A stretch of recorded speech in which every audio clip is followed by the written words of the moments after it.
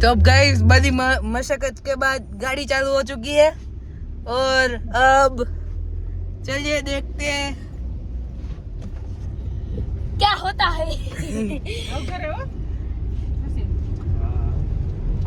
पहली बार मेरे भाई ने मम्मी की बात सुनी है।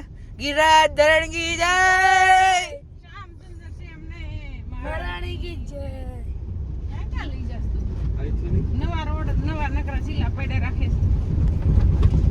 मम्मी ऐसा बोल रही है कि दादा के काम में वो चीला पा रहे हैं।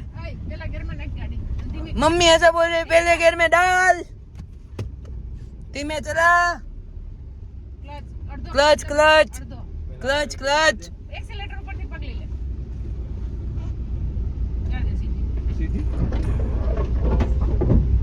सीधी नहीं जा दे डिक्की में उतर गिर जा दे।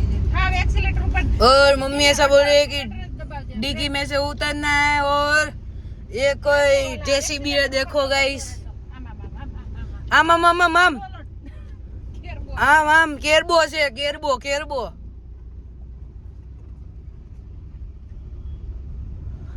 और गाइस मेरी यहाँ पे सांसें अटक चुकी थी जब तक भाई वो ड्राइविंग कर रहा था तब तक।